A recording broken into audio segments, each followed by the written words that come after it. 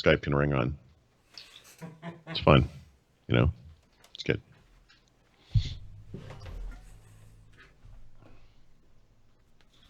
That's it. Well, where I go, changing the lighting. Let me get this set up. Oh, pooper.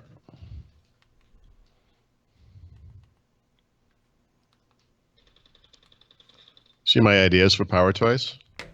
Yes, I did. I think I'm on to something.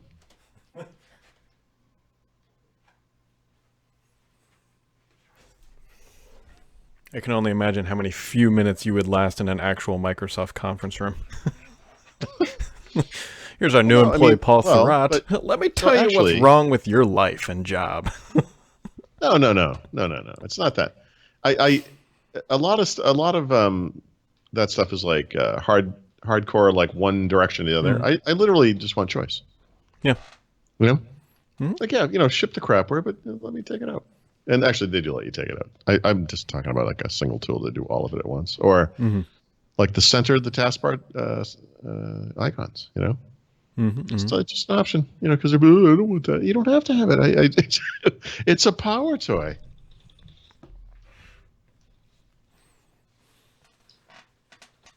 I don't know. People are so rigid.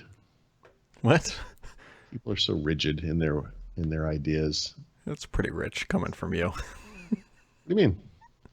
Well, maybe not. I don't know. I guess you kind of just do whatever you want, but it's always the low road of making your life worse, typically, such as switching PCs every day, switching phones every day. No. I don't mean like. I just mean like in their ideas. Like It's like I don't think everyone should do everything the way I think it should be done. I'm just saying there should be choice. You ready? I'm kind of in the middle of a game here, buddy. Yep. What you doing? I'll tell you what I'm not doing. Playing Gears of War. Gears of War. Gears 5. Gears 5. It's a decent game. It's decent. No, it isn't. It's exactly the same as the last game, or as Microsoft calls it, the biggest Gears ever, because they added. You could probably say that about 90%. I mean, look at like Madden every year, FIFA every year, for sure. Right, but the problem. So in other words, like Gears of War when it first came out was kind of interesting because it was very different, right? And it had some serious problems. The most obvious one being kind of the movement, and the low to the ground stuff. Like if you ever played like multiplayer very early on, especially, you couldn't have gotten 6 inches off the ground ever. Like there were no variances of terrain or anything. Like there was no guy up there shooting down at you. I mean, they changed that over time, but it was real low to the ground stuff, and it was unique for a second, and then it was like, this is really limiting. Over the years, they've improved it. I mean, and it's gotten more colorful. That was a big criticism of Gears back in the day. It was very gray or brown. I guess it was brown, not gray. Gray was whatever that stupid Sony game was called. But anyway, with Gears of War 4, the one that came out a couple of years ago, it was the first one Microsoft did. It was just like a retro, like here we go again, like exactly the same over and over again. A little more colorful in the campaign. Terrible dialogue, terrible just it's a real game. It's not. And by the way, the recent Call of Duty single player games when they had them were like this too. It's just you get in there, you're an A and you're going to B, and it can happen however in a couple of different ways, but you're getting a B. And it's an interactive story. Yeah, that's and it's well produced and well made and all that kind of stuff. But it's just the same. It's just the same. I get tired of the same. No. Okay. I don't know. It's. I agree with you on the story part. First off, I have been playing the campaign, which I haven't played a campaign game in a long time. I've actually finished every single Gears game. In fact, the first one I have played through at least 6 or 7 times, easily, probably more. I mean, it's whatever. Probably similar to you, and many people listening to this. I've played through a couple of levels. I'll finish it eventually, but I gravitate towards the multiplayer. That's what I enjoy. Chainsawing somebody in half doesn't really get old too often, at least not yet. But it is. the big question is it going to pull me away from Apex Legends? And Yeah, that is, yeah. Well, I can tell you what I discovered mhm. playing it was, play through a few levels. I'm like, come on, you can stick with this. Mhm. Like I said, I finished every other game. You got to finish this. And I'm like, Call of Duty is right there on the same hard drive. Yeah. you know, I mean, and that's the thing. And that's not, and this is a good example of Mhm. me not thinking other people should be like me. I know I'm stuck on this thing, and, Yep. and Call of Duty is absolutely the same thing over and over again. Um, Actually, I will say, as a Call of Duty fan, the most irritating thing about Call of Duty these days is not the stuff that's exactly the same. It's Mhm. how they clearly have been influenced by other Oh things. yeah, yeah, yeah. And oh God, it is. You get into like a lobby, Mhm. and you can see several of the characters standing there, and they're loaded out the way that whoever owns them has loaded them out, and now you've got like zombie girls and Mhm. like this guy, like the just different characters have nothing to do with warfare at all. They're doing little break dances, and they do Mhm. little magic tricks and stuff, and it's like, this used to be a military shooter. What Mhm. what what what is this Yeah. nonsense? It's No, just it's it's tough. the thing, and so I will continue to play the multiplayer, but Hmm. it is very limiting compared to like a traditional because there's no jumping in the game. There's a Right. lot of sight lines that aren't there, so it's just a different way to play. And I can't determine if I like that because it's different than Apex, or I Right. just miss the standard multiplayer where you can run, gun, die, run, gun, die. Because Yeah. in So Apex, it's not like that. You run, you die, and then the game's over. I know I don't like it. Yeah. So I'll just say, as sort of an evolution of the first person shooter. Hmm. Just as you were saying that, you very much reminded me of the very early days. So in a game like Doom, the original Doom or Castle Hmm. Wolfenstein or whatever, which wasn't really a multiplayer experience, but like Doom, whatever. It's you're on a flat plane, you're going straight. You can't look anyway. If you want to go this way, your whole body has to Yep. move. There was no free look kind of an Hmm. idea, right? And of course, once they added mouse support, the notion of free look entered into the equation, and that's kind of amazing because you can be looking up there as you're running straight forward Hmm. or in whatever direction. You can do these two different things at one time. And with a controller, of course, they've got the two thumbsticks that allow Hmm. that same type of Yep. behavior. Once you go down that route, it's not possible to play Doom the old-fashioned way. And so Hmm. if you were to play Doom today, they've enabled mouse look and all that kind of stuff, and it Yeah. changes it a little bit. But of course, it's not a true three. Well, it is.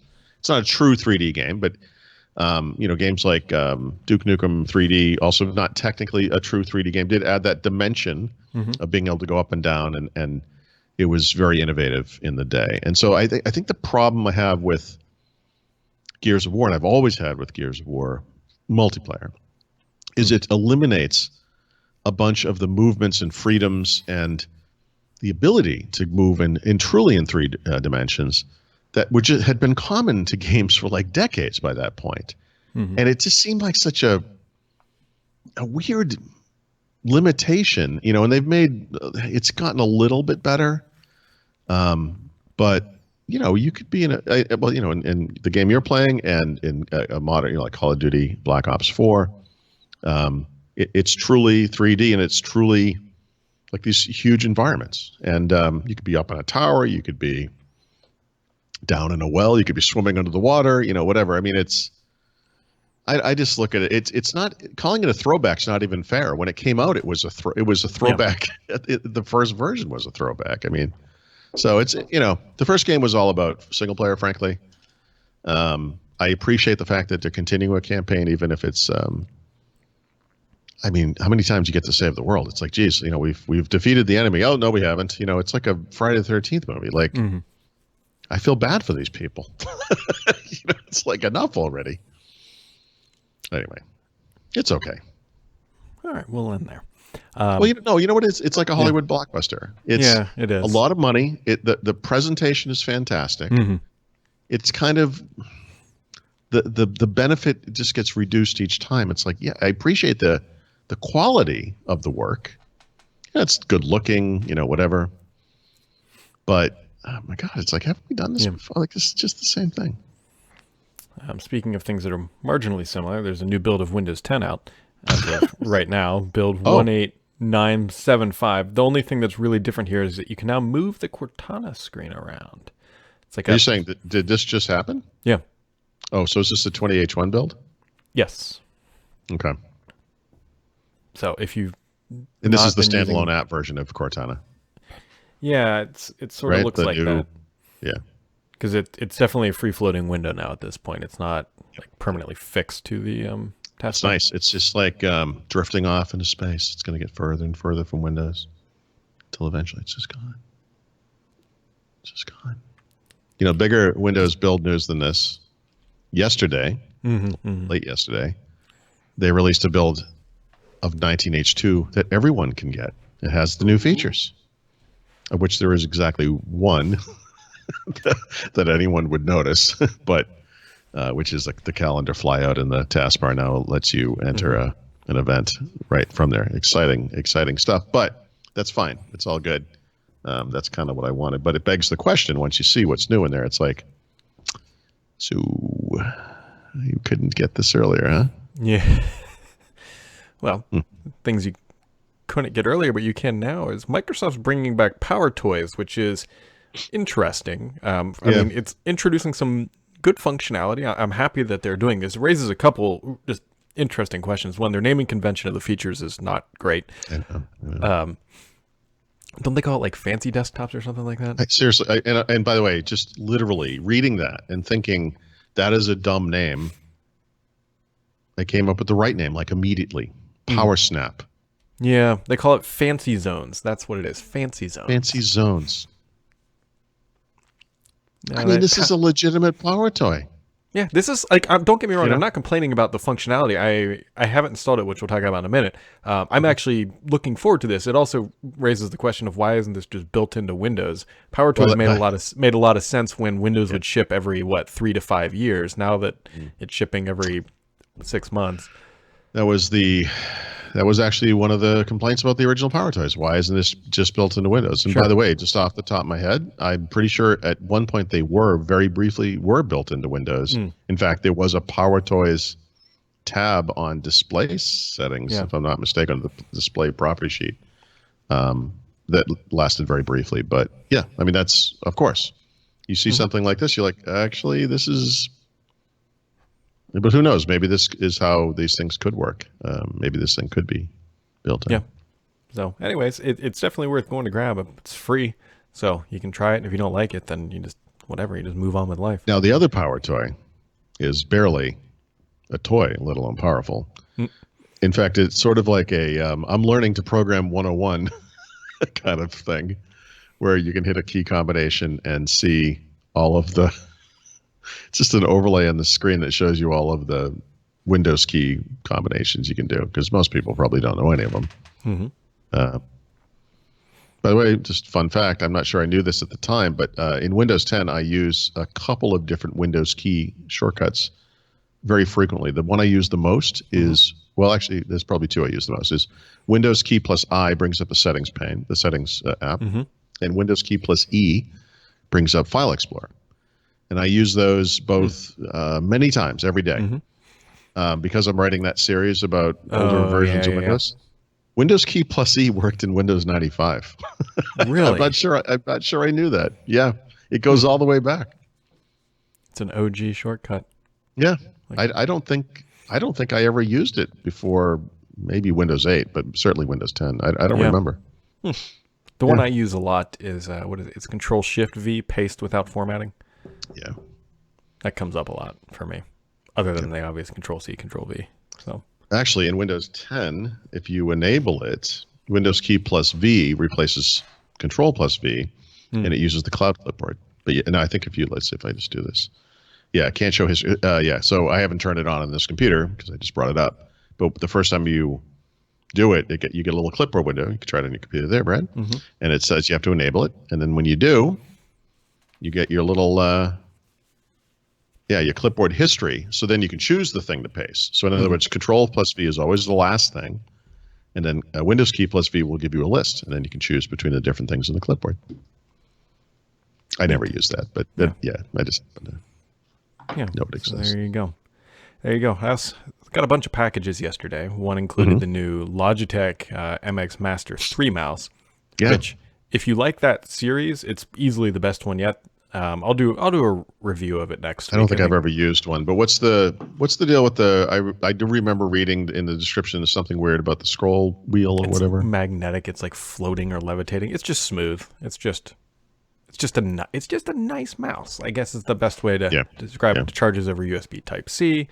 It's a good mouse. I'll do a write up next week. I think that'll be enough time to review a mouse. So. Okay.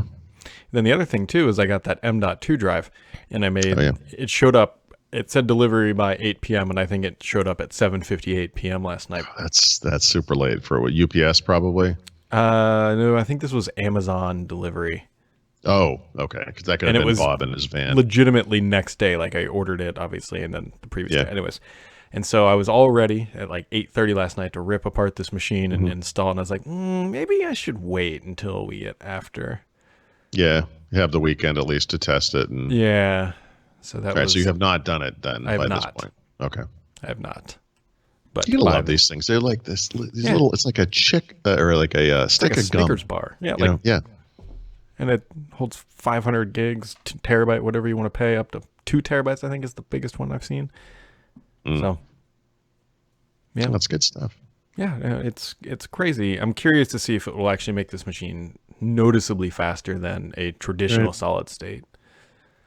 It'll be close. That's what you had before. It was like a PCIe, whatever you call this. Just it looks like a little thin hard drive, but it's solid state. Yeah, and it's an old one, so it probably is. I bet it is going to be noticeably faster, actually. Yeah, we'll find out. I mean, there's only one way to find out, right? Mm-hmm. So, what else was going on? There was a couple other things I thought that were rolling out. A bunch of new chips with 5G stuff coming out, but that's... Yep. Yeah, Huawei and Qualcomm, I think, as we speak, might be presenting at IFA as well, so we'll see what's going on there. Lots of new computers. Dell, Lenovo have all kind of come out with their stuff. Not a lot of 8CX stuff, though. Not anything I can think of. Has there been one that you know of? Well, Samsung announced one, but I thought that was earlier in the year. Yeah. But that's the only one that I've seen come across the feed. So I got an email, by the way. You might have gotten this as well, because I'm in the Insider program, and it's like, hey guys, we can't really tell you what we're doing, but we're looking for people that can be in the New York area in October and want to participate in something. Oh yeah, and pretty clearly it's that event, right? So I think they did this last year, right, where they had the insiders. Yeah. So I guess this is their attempt to be like an Apple press conference where people clap when they announce stuff. So they're looking for the most enthusiastic insiders. So if you are in the New York area or could be on October 2nd, is it? And look in your email because they're looking for people. Looking for bodies. Yep. Looking for the bodies. So fun. So what else? The other thing is. Yep. I got the Note 10 Plus, right? I did switch over completely, so it's on Project Fi. I've got my two testing this is the Samsung one. It's basically a color screen Fitbit, from what I can tell. It works with Samsung Health, which I'm not necessarily super interested in, but seems to work okay. Right now it's going off no matter what happens. So like 30 minutes before this podcast, it reminded me that I had a podcast. That was cute. But I also, even though I don't have a case, I've decided to go for it. And I went out in the world with the phone today. Wow, and I will take it out tonight. And unfortunately, it's probably, I don't know what it's like where you live, but today here it is cloudy and kind of gray. But I will say, from a camera perspective, it's good. I like the way the zoom works. I like the 3 presets that they have for zoom and regular and wide on screen, which is really nice. On the positive news development, the very first picture I took, it was just, with the road, trees, cloudy sky. It was going to be kind of washed out. There was nothing I could do about it. So I kind of focused on the sky just to get the most contrast because it's like the lightest part of the scene. And as I did that, on the screen, I could see the definition of the clouds appear. And I kind of looked up at the sky and I could kind of barely see it in real life. But when I looked on the picture, you could really see it. And I was like, nice. Like I actually kind of said something out loud, which is I'm by myself, like an idiot. But but it was, but it was like a legitimately interest. It was good. Like I thought it was like a high quality thing that it had done. So like literally the first picture I took with this thing, I was like, nice. It's, even though like it was just kind of crappy out, but so we'll see how it goes. But neat. So I don't know. I think that really wraps it up, right? If you're on Game Pass, you can go play Gears 5. And I'll play more of it over the weekend. It will be a struggle, honestly, but I'm gonna try to get through the single player campaign just to kind of do it. The sacrifices you make for us, Paul, we appreciate it. I don't know who I'm doing it for, honestly, because like, well, who cares what my opinion of this game is? Like, you're either gonna buy it or you're not. I will say that as a tip, and this I should have written this up explicitly as a tip. It's dumb that I didn't, but here's the deal: if you have never signed up for Game Pass of any kind, sign up right now. It's $2 through the end of September.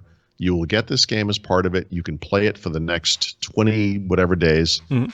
Absolutely enough time to finish it if you want to play the single player campaign or get a bunch of multiplayer, and then you can decide after that. But like whatever you think of this game, I don't think many people should spend $60 or whatever it is to buy the game, but getting it as part of Game Pass is a great deal. Yeah. It really is. Of any kind, like you could console, PC, or Ultimate, you can make a choice.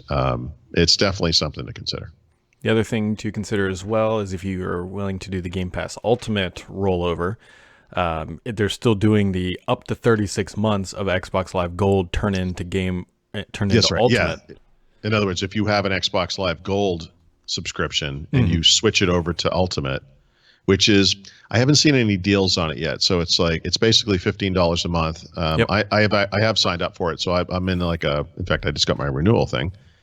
I'm doing it like 3 months at a time. So it's $45, which is, kind of expensive, but like Brad said, if you have, some months left on your gold subscription, I think, what are they, are they doubling it, or how are they doing it? No, it's, if you have, so what you need to do is, if you have gold right now, go max it out. Like, go on Amazon, you can buy them. They're $60 a piece for a year. So you can spend, let's say you have 8 months left. You can go buy 2 years for $120.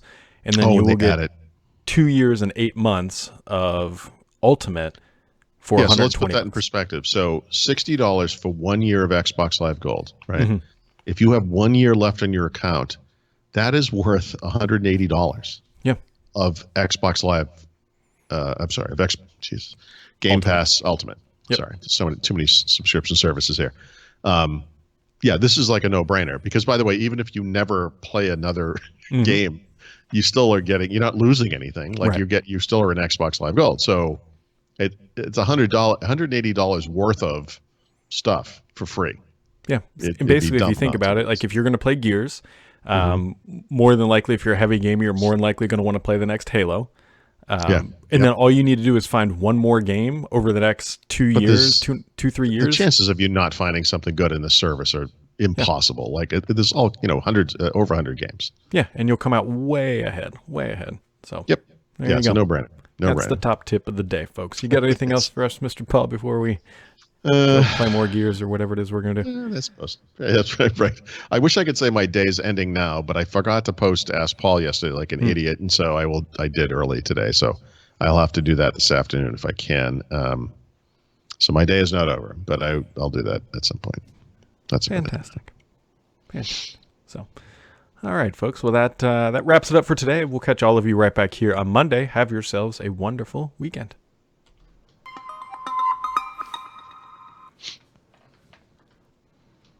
It always sounds like you're going to go into Have Yourself a Merry Christmas. Oh, yeah, maybe I will one day. Just start singing it. You never know. That's fine. It's very festive the way you sign up. We'll take that feedback and just put it over here. Just put it right over here. So, all right. Later. I'll be around. Bye.